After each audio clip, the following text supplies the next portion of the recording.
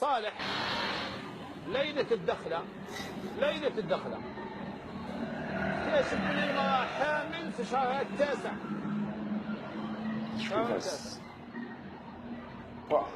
قالت له يا ولي الله استوني، قالت له أنا كنت مخبية على مالية، ما كانوش فايقين، أنا غلطت يعني تايبة ونادمة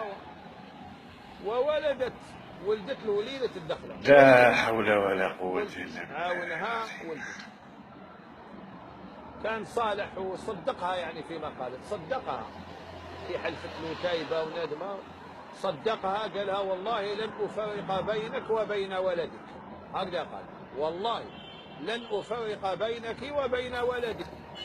السلام عليكم يا الخوة. كما شفتوا هذا الشيخ شمس الدين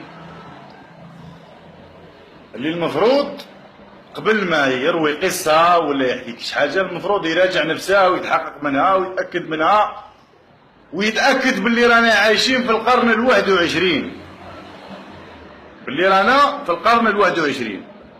ما تحشمش، ما تخافش ربي، تستحمروا في الناس. من بعد كي يخرج واحد ملحد ولا واحد من طائفة واحدة أخرى يتمسخر بالإسلام ويضحك على المسلمين تزعفوا ويغيدكم من الحال. وجايبين واحد كيما هذا حاطينها في قناة يروي في أشياء لا أساس لها، خرافات في خرافات. وقال لك سيدي وليلة الدخلة اكتشف باللي هي حامل في شهرها التاسع. شوف سيدي في شهرها التاسع هذيك الشهر ما بانت ما والو، ما فاقوا بها دارهم ما والو. والناس اللي عقدوا بيناتهم ولا تزوجوا بلا عقد. إلا تزوجوا بلا عقد قول لي باللي تزوجوا بلا عقد. هاو يتجاهلونا محمد، خاف مولاك، راك كبير. من شروط الزواج سيدي القاضي والوالي والشهود، حتى واحد فيهم ما فاق فيها باللي كل شهر خارجه وراه في شهرها التاسع وقال لك في ليله الدخله ولدت.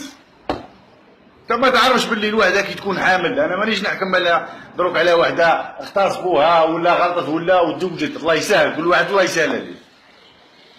بصح في الفقه الاسلامي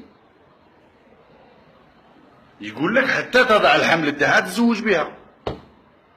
واستر سيدي، واستر لك بيت استر، ماشي كيما هاك جاي قاعد تكذب علينا وتكذب على الناس وتألف في قصص لا اساس لها من الصحة. ومن بعد من يولي واحد ملحد ولا واحد ما على باليش انا من ديانه واحده اخرى ولا من طائفه واحده اخرى يتمسخر بالاسلام والمسلمين يغيظكم الحال. علاه جايبين واحد كيما هذا حاطينها في قناه يهضر باسم الدين؟ علاه الجزائر ما فيهاش علماء؟ الجزائر فيها العلماء ومليئه بالمشايخ وما شاء الله. جايبين لي واحد كيما هذا النهار ويخرف على الغاشي ويكذب عليهم. احشم رايك يا محمد. لا حول ولا قوة الا بالله العظيم.